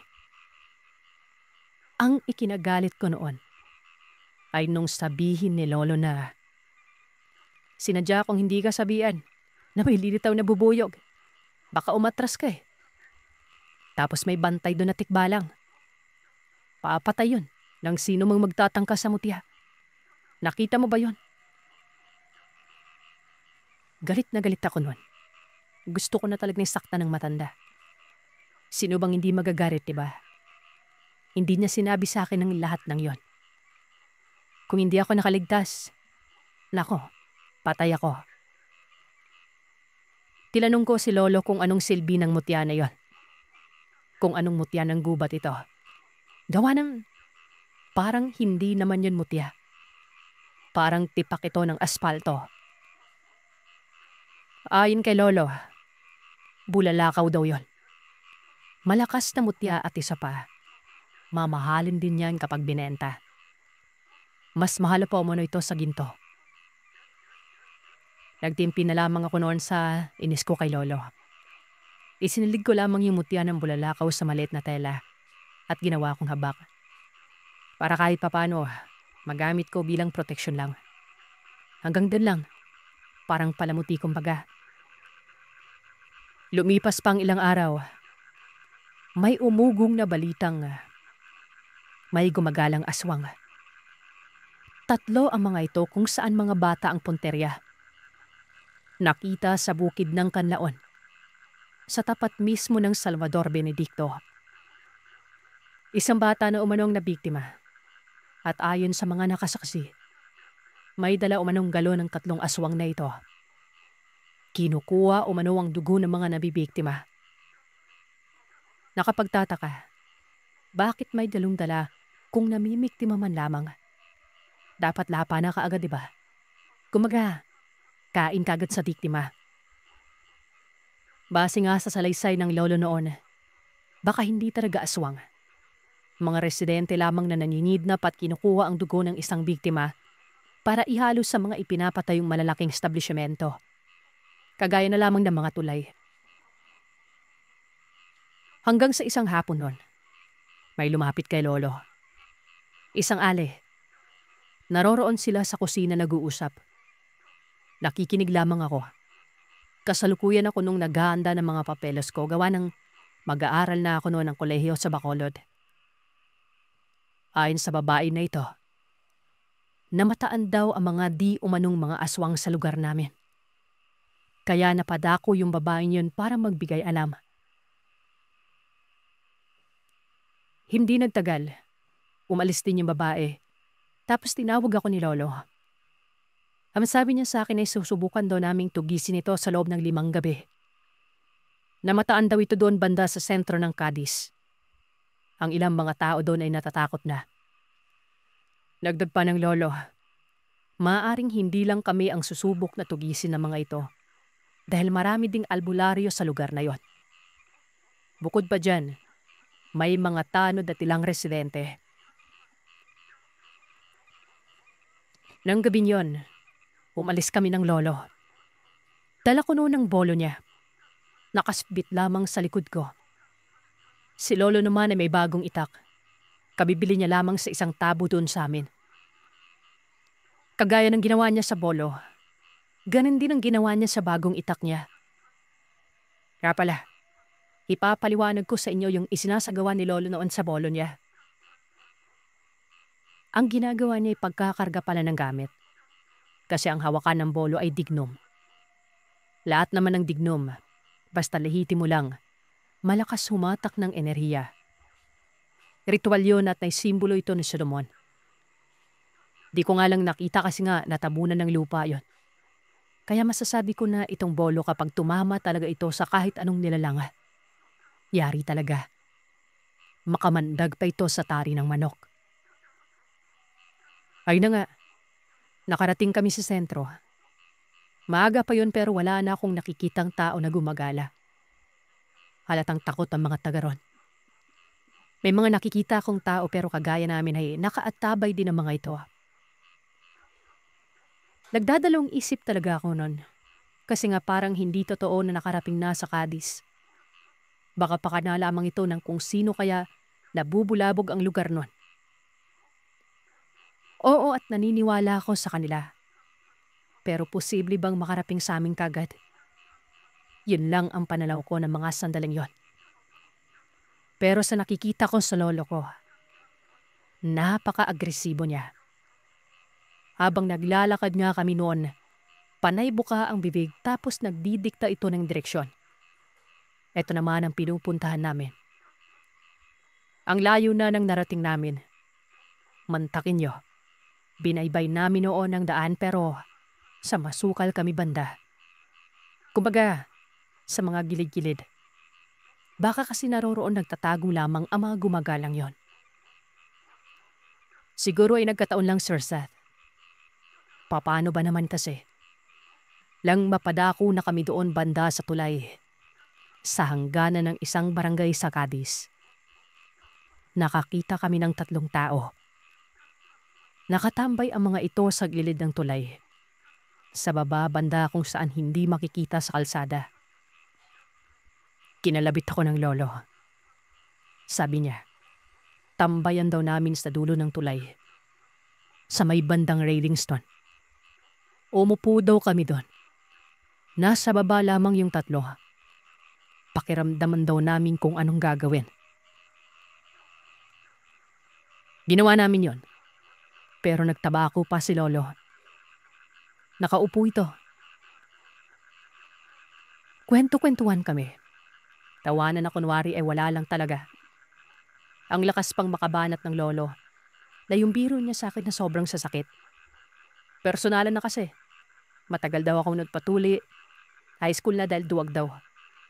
Pero pinalagpas ko na lang yon. Hanggang sa nakita ko sa gilid ng mga mata ko na kumikilos tayong 3 tao. Patungo sa likod namin. Mahinang sinabi ng lolo ko na humanda na daw kami. Hanggat maaari, huwag magpapahuli. Siyempre, kinakapa ko na noon ang bolos sa likod ko.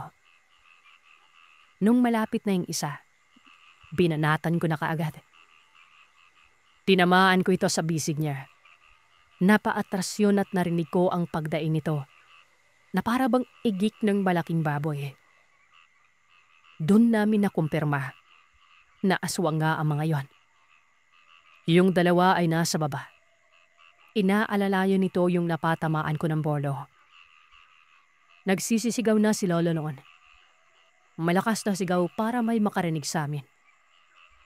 Bumaba ang lolo doon sa tulay. At sa maniwala man kayo o sa hindi, dumapa ang mga ito. Umangil na parang baboy. Nakakapangilabot yon. Hindi ko naman makita ang mukha gawa ng madilim sa bahaging yon. Si lolo ay hindi man lamang inalintana ang mga ito pero nag-aalala ako sa kanya. Kaya naman bumaba na rin ako nun. Yung isang napuruhan ko, gumapang pababa sa ilog na para bang tatakas. Hanggang sa may ilang mga taong dumating. May mga hawak silang mga pamalo. Sabi naman ng lolo, harangan umano ang mga ito sa kabilang parte ng tulay dahil tatakas ng isa. Tumakbo ang mga ito at nakita kong bumaba na sa kabilang parte. Hanggang sa lumapit si lolo doon sa 2 nilalang. Umatras naman ng mga yon. Nang tamaan ng ilaw ang mukha. Ayon, nakakatakot. Para bang lusaw na laman. Napakapangit. Nakausli pa ang mga ngipin ng isa na parang sira-sira pero napakatulis na mga ito. Ilang saglit pa ay inamba na ng lolo ng pagtaga. Dayon din ako. Pinagtatagpas ko ang mga yon.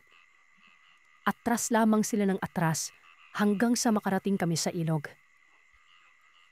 Hanggang sa umabot na kami sa tubig sa kakahabol sa mga ito. Yung 2 tao naman sa kabila. Hinaharangan nila yon. Ang lolo ko noon kasabay ng paghahabol niya ay unti-unti na itong nag-oorasyon. Bumaba ako ng ilog. Tagatuhod lang naman ang lalim. Naabutan ko ang isa.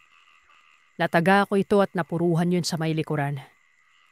Pero nakatungtong ito doon sa lupa sa kabilang banda. Mabilis itong kumaripas ng takbo. Hindi naabutan ng ibang mga kalalakihan. Yung 2 naiwan, sobrang ilap. Napatamaan ko na nga yung isa pa sa bisig pero napakalakas pa rin. Hanggang sa dalawa na ang nakatakas nun. Pero yung isa ay naipit sa malalim na tubig. Kaya ayon, nang tumawid ay pinagpapalunan ng nasa kabilang banda. Naabutan din ito ng lolo. Pinagtataga niya yon, pero nanglalaban pa rin. Sobrang kunat ng katawan. Nasusugatan ng lolo pero hindi malala. Sinabi ng lolo sa mga taong may dalang pamalo na sundan niya mga nakatakas. Kami na umano ang bahala sa isa nun. Mabilis na umalis sa mga ito. Hanggang sa umahon na sa tubig yung naiwan. Dito, wala na talaga itong kawala. Nagmamakaawa itong wag siyang patayin. Nag-an yung tao na yon. Dagdag pa nito, may pamilya umano siya. Sabi naman ng lolo, kung iniisip ba umano ng mga ito na yung mga biktima, may pamilya din ba? Hindi ka makapagsalita, ano? Nagmamakaawa. Naawa ba kayo sa mga biktima nyo?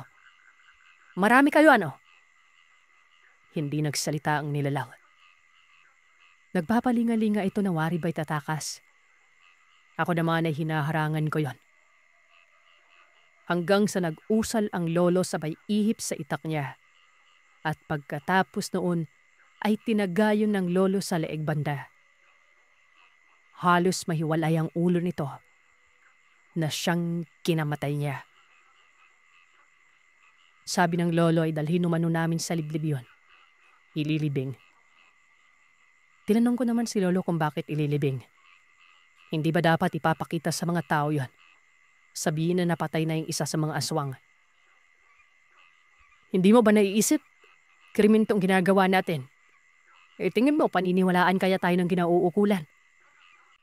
Lalo pat wala siyang sandata eh. O ilibing man natin to. Wala akong nagawa noon kung hindi ang sumunod na lang. Tama naman si lolo. Yung dalawang tao na humabol doon sa nakatakas. Wala akong alam kung ano nang nangyari sa mga yon.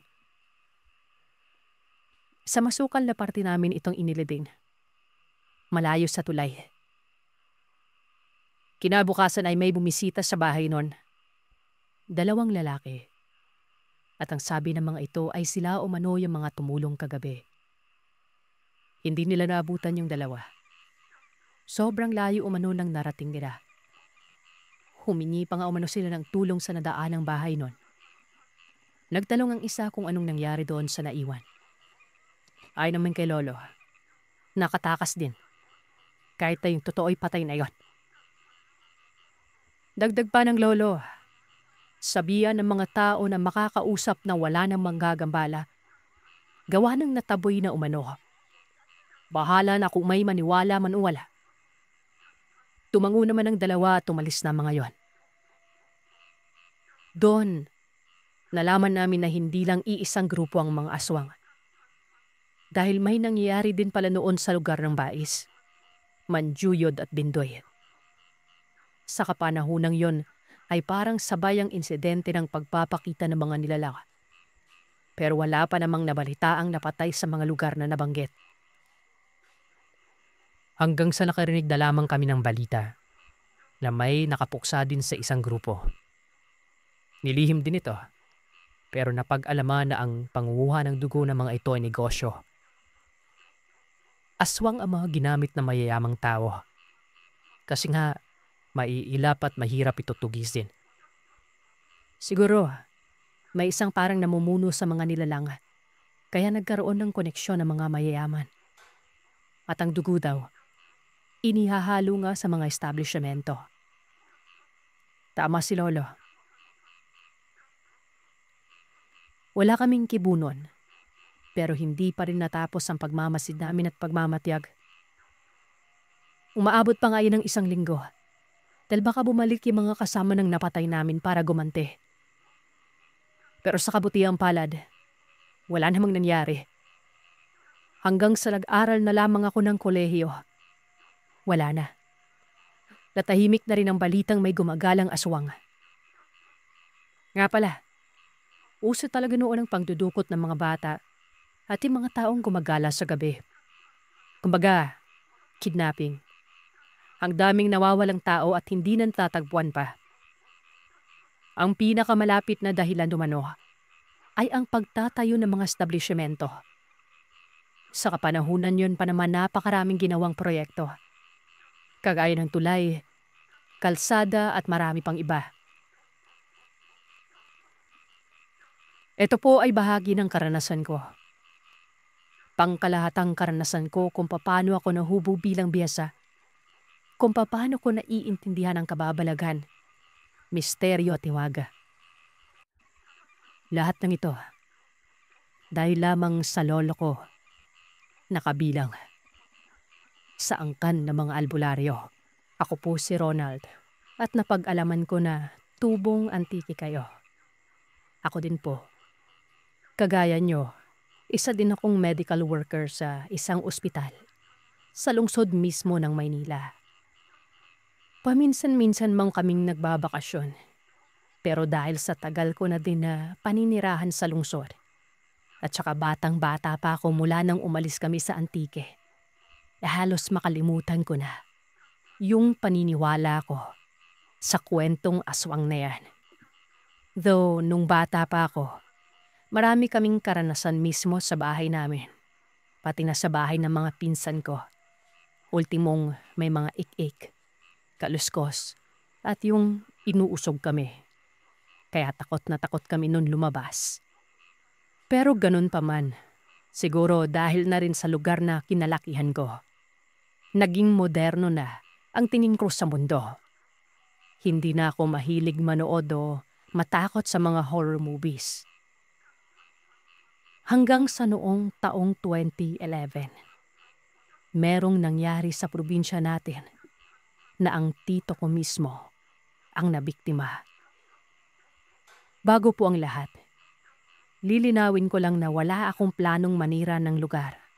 Kaya imbis na magbigay ako ng specific na barangay o proper, may nabuti ko ng wag na lang. Mid to late 2010 nang umuwi ako doon.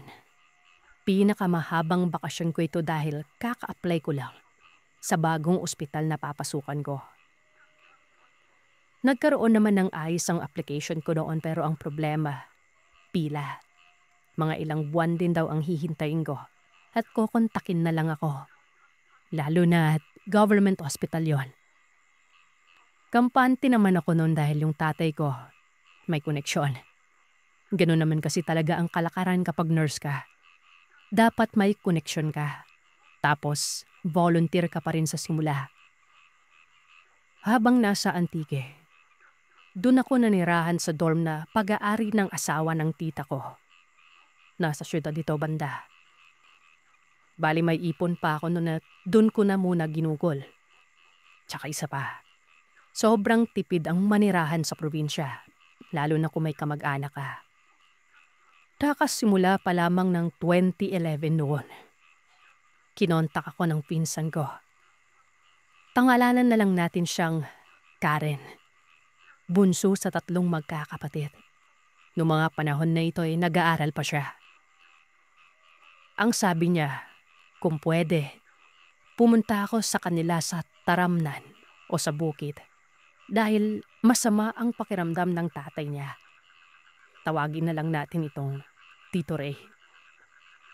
At dahil sa wala naman akong ginagawa noon, agad akong pumunta. Ang bahay nila Tito Ray nasa kalagitnaan ito ng mga bukid. Ganun na ganun kasi talaga ang setup sa probinsya, lalo na sa Antique. Iisa lang talaga ang itsura ng mga bukirin. May mga maliit na daanan na kasyang isang malaking truck. Hindi sementado ang daan, pero lahat ng tanaw mo, bukid at bundok. Mga nasa kalahating metro ang pagitan ng mga bahay sa mga bukirin na iyon. Meron pang wala ka talagang makikitang kabayan. Naabutan ko si Tito na nakabalot ng kumot ang buong katawan. Partida. Sobrang init pa noon dahil tanghaling tapat. Pero siya, lamig na lamig.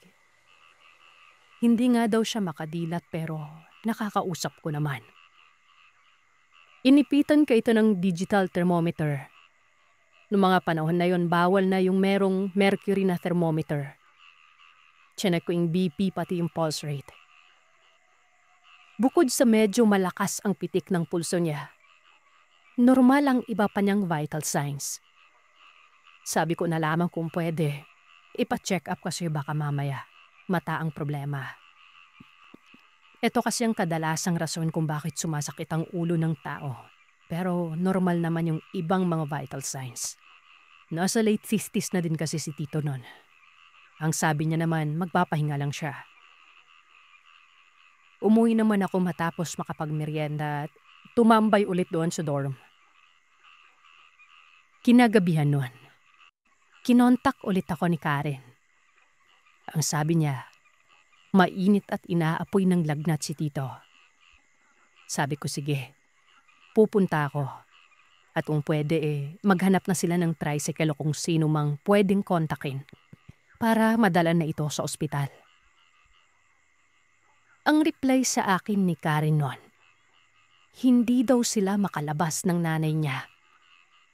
Nakalimutan kong sabihin na yung dalawang nakakatandang kapatid niya nasa Maynila noon nagtatrabaho. So ayun, hindi daw sila makalabas dahil may paikot-ikot na malaking aso sa bahay nila. Kahit nga daw ang mga sariling aso nila, nabahag ang guntot noon. Nagkakahulan pero nasa daan. Nasa labas ng tarangkahan nila at ayaw pumasok ng mga ito. Ang isa pang pinagtataka nila noon, nangunguskus pa mismo ang aso na ito sa pader. Umiikot sa bahay. Dahil sa mas naisip ko ang kapakanan ni Tito noon at wala pa sa isip ko kung ano ang kinakaharap namin. Agad kong tinawagan si Tita. Sabi ko sa kanya, kung pwedeng makahanap ng tricycle at sasadyain na namin si Tito para dalhin sa ospital. Napakakitid kasi talaga ng daan doon at may tulay na sira. Kung sa ospital kami tatawag ng ambulansya, baka hindi din makapasok ito papunta sa bukid. Nakahanap naman si Tita. Sumampa na ako agad sa tricycle na nahanap nung binaanan ako nito sa dorm. Mga kalahating oras bago kami nakarating doon. Ako mismo, kitang-kita ko na sa 5 asong alaga nila Karen, walang ni isa ang nasa loob ng bakuran. Lahat nagkukumpulan sa daan. Kahol ng kahol na nakaharap sa mismong bahay nila. Ang driver pala noon ay pinsan ng asawa ng tita ko. Natawagin na lang nating Tito Joe. Nagkataon kasi na nasa bayan siya noon kaya malapit lang din siya sa dorm nung kinontak ni tita. Itinabi niya ang tricycle nang hindi pinapatay pati ang ilaw. Wala din kasing sapat na ilaw noon sa daan, maliban sa bahay mismo na may sariling poste sa labas. Pagkapasok pa lamang namin sa bakuran, sabay kaming napahinto at sabay kaming napatingin sa taas ng bubungan. Hindi ako makapaniwala noon. May kataasan ng bahay na ito kahit na kubo-kubo lang ang parte. Paanong nakaakyat ang isang malaking aso na yon sa may mismong bubungan na parang naghahalukay pa sa taas? Dahil nga ako siguro, mahihirapang makaakyat doon. Hindi namin alam no ni Tito Joe kung babalik ba kami sa tricycle o didiretso dahil nasa gitna na kami. Nasa pagitan kami ng tricycle at ng bahay. Pero nang itulak ako ni Tito Joe na dumiretso na, saka na ako nagsisisigaw kay Karen na buksan na ang pinto. Pagkapasok sa loob, pumunta agad ako kay Tito. Sobrang taas ng lagnat nito pero maayos pang ibang vital signs niya. Si Tito Joe naman agad kinausap ang mag-ina. Magkakilala kasi sila nila tito at lolo kahit papano. At alam ni Joe na lahat ng mga anak ng lolo ko, pinamanahan niya ng daga o yung kutsilyo na pilak o tanso. Hindi daw sigurado. Hinanap niya ito kay Karen. Binigay naman sa kanya. Humiram na din ito ng itak. At kung pwede, bumitbit na din si Karen ng asin. Sa takot ni Karen at tita nun, isang buong palayok ng asin ang dala nila habang paalis kami papunta sa tricycle. Pinag-jacket namin si Pito para hindi lamigin at saka sumakay na kami. Dito na medyo naging komplikado ang ilahap. Habang pinatakbo namin yung daan pabalik, pabuslo-buslo lang yung takbo ng tricycle. Sobrang aris nito nung papunta kami. Himinto kami saglit nun. Select namin yung safari plug, karburador, o kung ano pang pwedeng posibleng tingnan. Hanggang sa may narinig kami na napakalakas na tulog. Tunog ng wakwak. Paulit-ulit daw tulog na ito. Para bang may hinahanap. Mahangin sa bukid noon. Pero noon lang namin nakita yung mismong bahay ni Pito Ray. Yung mga puno na nakapaligid doon. Sobrang agyo. Hindi normal sa hangin na binubuga ng normal na hangin doon sa bukid. Kitaw-kita mo yung mga awayan na para bang may humaangpas doon. Matapos nakailang padyak ni Tito Joe, umandar laman ang motor. Si Pito, meninginid pa rin.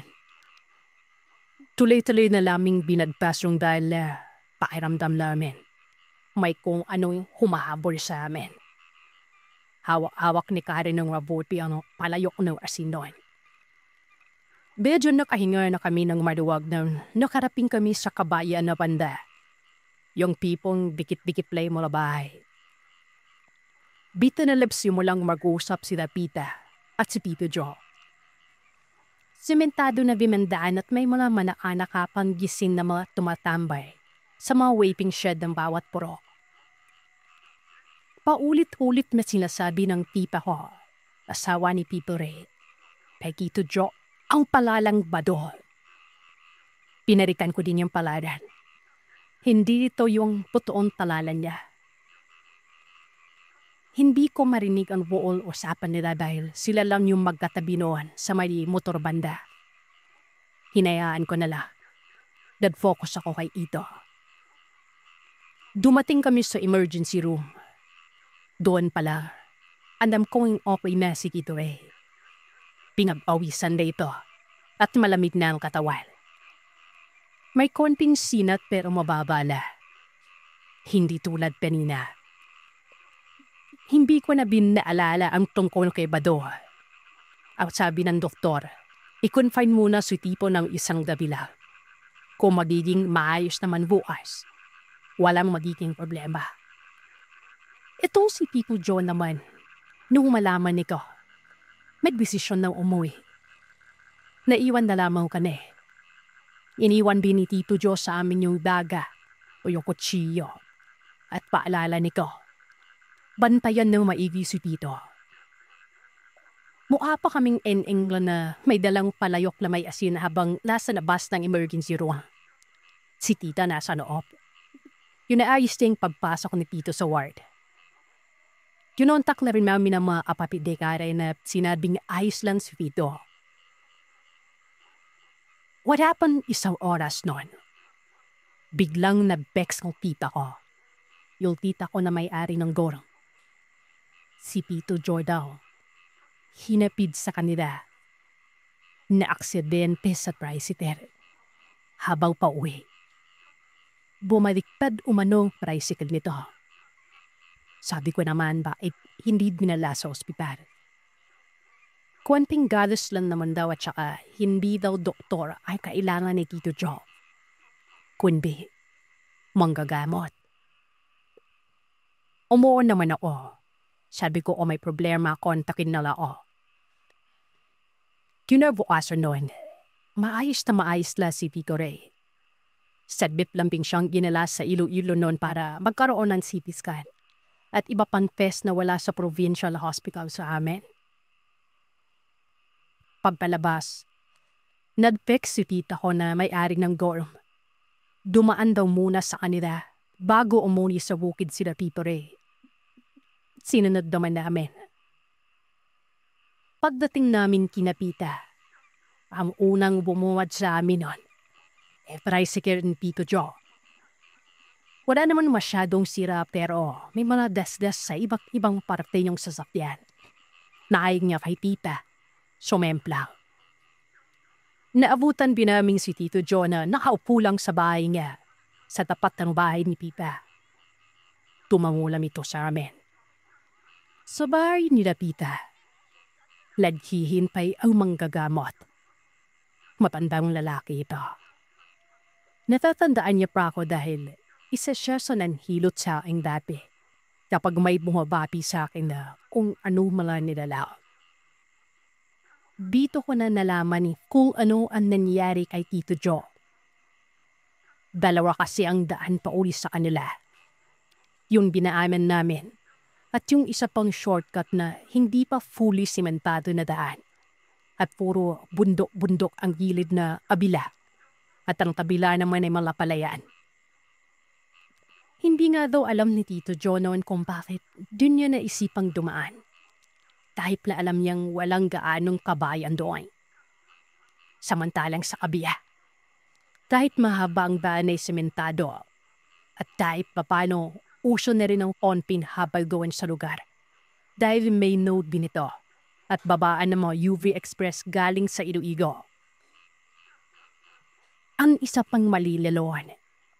Ewan daw ba niya kung bakit pinaiwan niya pa ang tanso at ang asin. Sana binala niya lang. Bigla daw kasing may sumampa sa background niya. As in, umalat ang tricycle niya noon.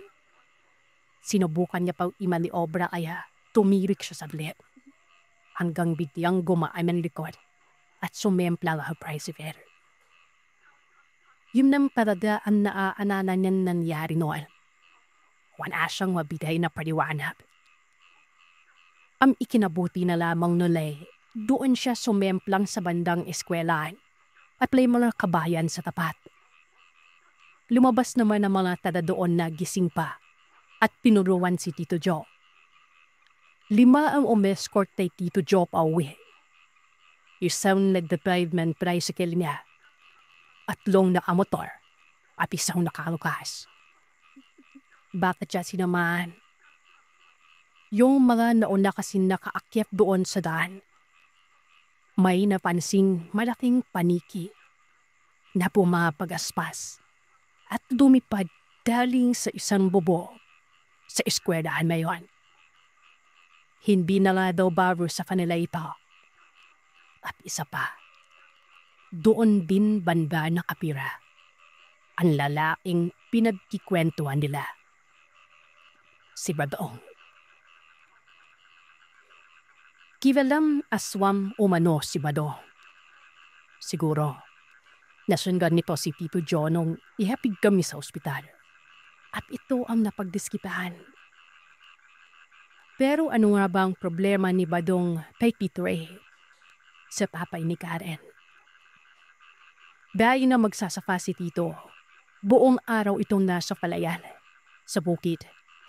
Kung ano-ano ang ginagawa, kasama na ang pagpapakain ng damo sa kalabaw. Daran silang isang pwesto doon sa dipla ng palayan na parang isang mabipla damuan, kung saan na ang tawag sa ginagawa ay lawig. Dahil sa pagitan nito ng palayan nila ng kumpare niya, napagpasya nila ni People na lagyan nito ng fish pond at lagyan ng hipo para anagaan. Habang binabala niya ang kanabaw niya doon sa hapon, meron siyang nakipang lalaking nakatuwad. As in nakatuwad ito sa tapat ng fish pond. Dahil sa matapang binitaw si Tito Ray, Alam niyang halapa namang nagnanakaw ang lalaki. Sinigawan na ito kung ano ang ginagawa na doon. Pagharap niya kay Pipo, namumugto-mugto pa daw ang mata nito na tumingin sa kanya. Nakilala daw ito ni Tito na si Badong. Mapait umalos sa paningin ng nakipagpipidan dito. At isa pa, kapag pinatagal pa ni Pipo Ray ang pagpipid niya, baka may cool ano nang mangyaring hindi maganda. Kaya inunahan na lang sa wine ni Pipo na huwag siyang tumingin ng galon. Lalo na at wala siya sa lugar nila. Saka lamang ito yumuko at dire-diretsong sumalubong ay Tito bago tuluyang umalis. Hindi na binagulat si Tito kung paranong nakakaabot ito doon na walang bisikleta o sasakyan. Kahit na miya ang layo ng tirahan nito. Lunggapitin na yun. Pinasadaan umano kaagad si Tito ng Badong. Nadising sila ng gabi. Sobra yung ulan o kalabaw sa bahay nila. Sabi na ni Tito noon, baka daw nawala sa pagkakapali. Sabi naman ni Tito, imposible. Dahil nung gabitin na yon, iniwan niya yung alabaw banda sa pahingaan ng mga trabador ng kumpare niya dahil may mga tao naman doon at doon na siya nagdadamo. Sa madaling salita, walang alabaw na dapat nandoon sa bahay nila. At saka isa pa, may kanabaw bang mag-iinay at pasinhot-sinhot sa mismong gilip-gilip ng bahay. Ang ginawa ni Pipo noon, sinamdan o kaliskos patulog habang pinaparinig ang paghasa niya ng itak. Handang sa tuluyan na itong mawala. At yun niya, nung talhabi bilayon ng sumunod na araw, nagkasakit na ito. Sumama ang manggagamot sa bahay nila Pico. Nabanda sila ng mga buhay nun. Ayaw ko na sanang sumama nun pero ewan ko ba. Yung mga magulang ko na nasa Maynila noon.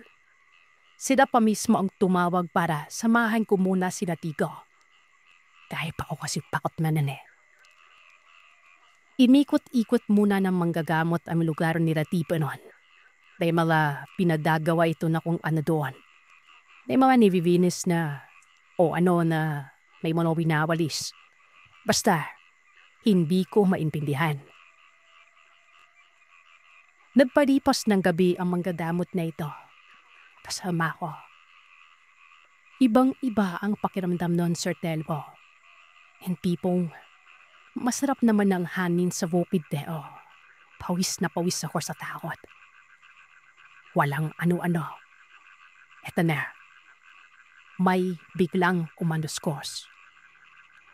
Nagtahulan na naman ng mga aso at dinig ko na nagkalasan ng mga ito. Parang mga takot na takot. At walang ano-ano. Dito na nag-uuubosip ito.